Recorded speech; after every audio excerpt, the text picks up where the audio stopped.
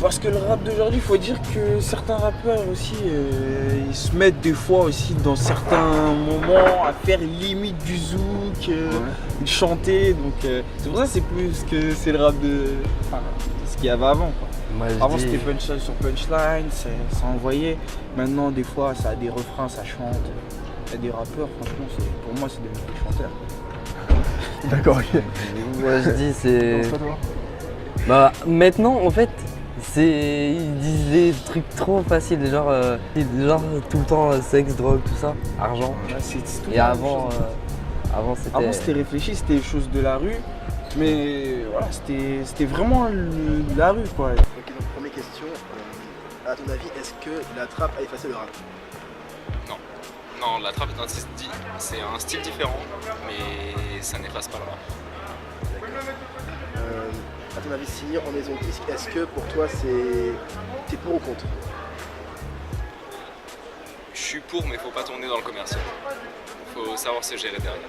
Toutes filles, elles peuvent écouter du rap. Enfin, moi j'aime bien le rap personnellement, et dans certaines chansons, je trouve que les paroles elles sont bien. Moi personnellement, j'aime bien le rap. Voilà.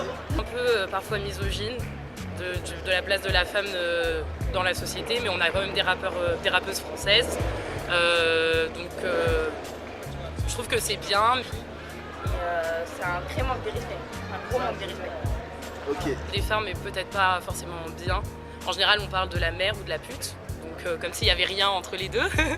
Et donc, du coup, je pense que voilà, il faudrait peut-être évoluer sur justement le sujet de la femme et la place qu'elle a.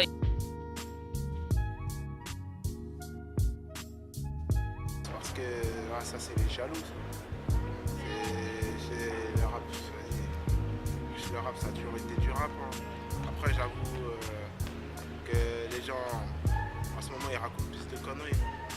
Faut faire un petit son pour percer.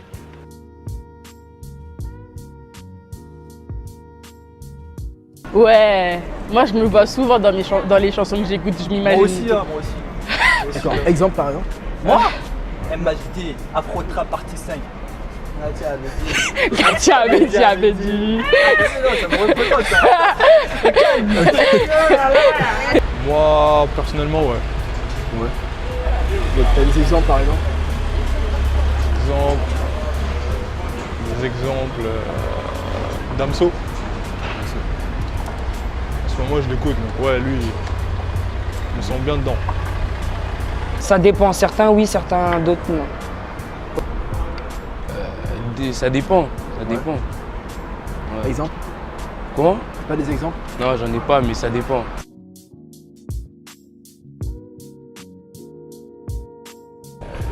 Moi, d'après ce que j'ai entendu, souvent ils se font arnaquer les rappeurs. En plus, souvent les maisons de disques elles veulent pas signer, c'est quand tu perds, elles sont là après pour le bénéfice, tout ça. Moi, je pense que quand tu t'es fait tout seul, faut continuer tout seul. Et t'en penses quoi toi? Que c'est mieux tout seul parce que tu gagnes plus d'argent.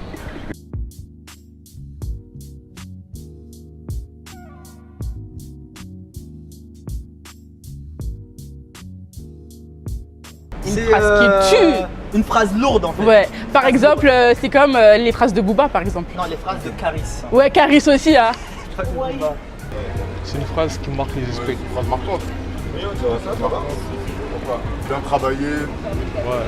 pas sorti comme ça. Donc ça se voit le mec il a gratté avant de sortir la phrase. C'est ça que je veux dire.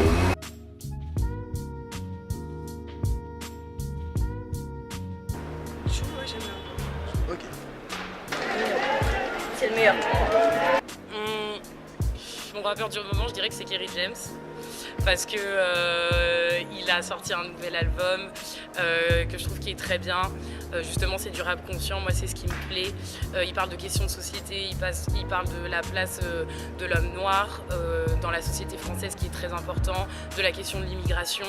Je trouve que voilà, il a jamais changé d'image, mais j'avoue que j'aime aussi beaucoup PNL, ce qui n'a rien à voir, parce que justement ils ont un style très particulier qui justement n'est pas du tout du rap conscient, mais qu'ils ont réussi à s'imposer.